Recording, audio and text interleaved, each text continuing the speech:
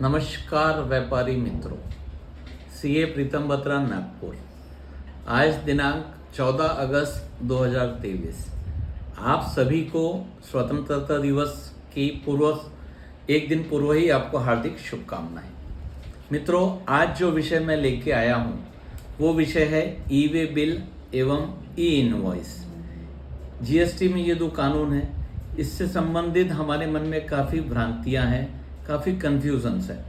आज मैं कोशिश करूंगा उसको कवर करने की। ई वे बिल क्या है? E way bill is a intimation for movement of goods. जब हम माल को एक जगह से दूसरी जगह भेज रहे हैं उसका इंटीमेशन दिया जाता है, इसे कहा जाता है ई वे बिल। ई वे बिल माल बेचा जाएगा तभी बनेगा ऐसा नहीं है, माल भेजने पे है। I am sending the goods, उसमें मेरी 3 कंडीशंस है, वो अगर पूरी होती है तीनों कंडीशंस तो ही ई वे बिल बनाना है। क्या गुड्स टैक्सेबल होना चाहिए या कवर्ड होना चाहिए ऑलरेडी लिस्ट में। इसमें नॉर्मली एग्जम्प्ट आइटम्स छोड़ी गई है, नॉन जीएसटी आइटम छोड़ी गई है। गुड्स टैक्सेबल होना चाहिए। सेकेंडली, गुड्स मोटराइज व्हीकल पे मूव होना चाहिए। नॉन मोटराइज व्हीकल पे अगर गुड्स का मूवमेंट हो रहा है, रिक्शे पे माल भेज रहे हो तो ई वे बिल नहीं बनाना है। Third, value must be exceeding the prescribed limit. Exceeding the prescribed limit, जैसे मैं महाराष्ट्र का हूँ तो महाराष्ट्र में विद इन स्टेट की लिमिट 2 लाख रुपए की है, और अगर 1 लाख रुपए की है विद इन स्टेट के मूवमेंट की। और अगर मैं बाहर भेज रहा हूँ दूसरे स्टेट में तो मुझे 50,000 रुपये।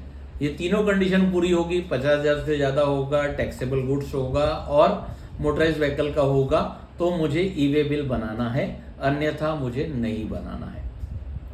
चाहे अब मैं गुड्स रजिस्टर्ड पार्टी को बेचूं या अनरजिस्टर्ड पार्टी को बेचूं, मुझे ई वे बिल बनाना कंपलसरी है।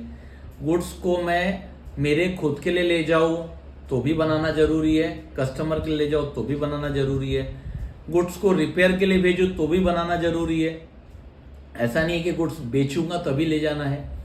मैं एग्जीबिशन के लिए, सेल ऑन अप्रूवल के लिए, किसी भी कारण से गुड्स का मूवमेंट कर रहा हूं और वो प्रिस्क्राइब्ड वैल्यू से ज़्यादा का है तो मुझे बनाना है। अब मैं आ जाता हूँ ई इनवॉइस पे।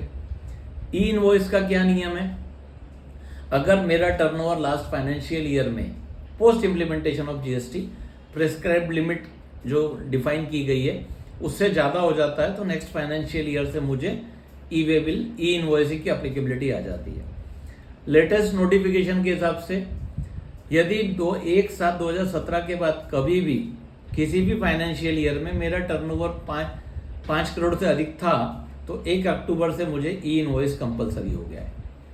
ई इनवॉइस किसके लिए बनाना है ये समझने के पहले समझ लीजिए किसके लिए नहीं बनाना है, फिर तो हो जाएगा।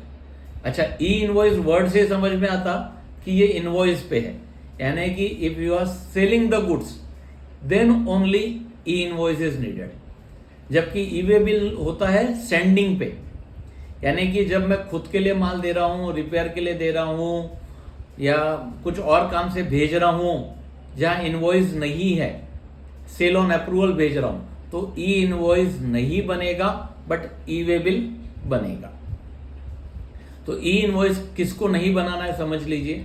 एक, अगर मैं B2C ट्रांजेक्शन कर रहा हूं, B2C यानी कि बिजनेस टू कंज्यूमर, कंज्यूमर में भी कस्टमर जो डायरेक्ट कंज्यूम कर रहा है या एक अनरजिस्टर्ड पार्टी है जिसने जीएसटी का नंबर नहीं लिया है बिकॉज ऑफ एनी रीजन कि उसका 40 लाख से कम का टर्नओवर है या किसी भी वजह से उसने नंबर नहीं लिया है, वो दुकान है।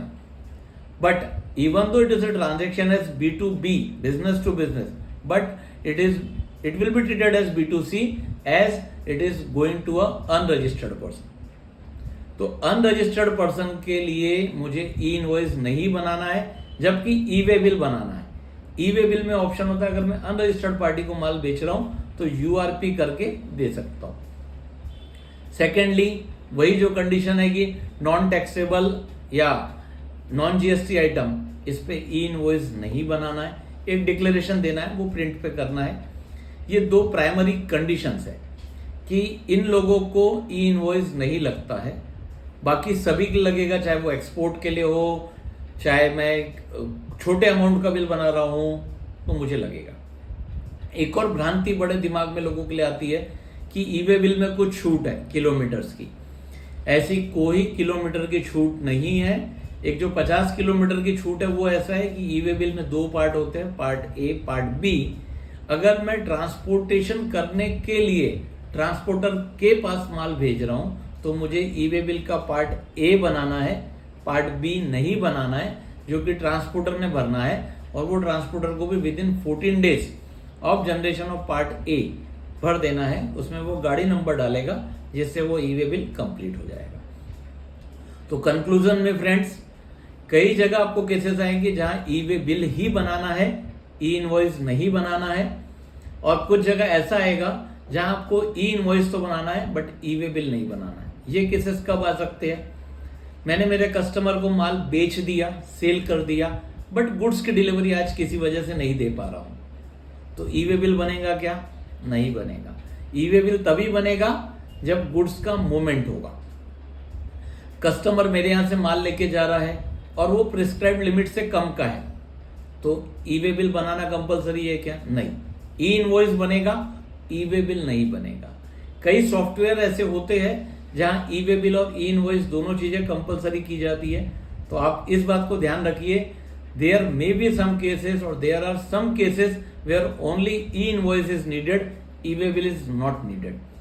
मित्रों, आपकी सुविधा के लिए ये जानकारी दी गई थी। अन्य किसी जानकारी के लिए आप मुझे संपर्क करें या ई वे बिल और ई इनवॉइस संबंधित जीएसटी के जो कानून है उसका अध्ययन करें।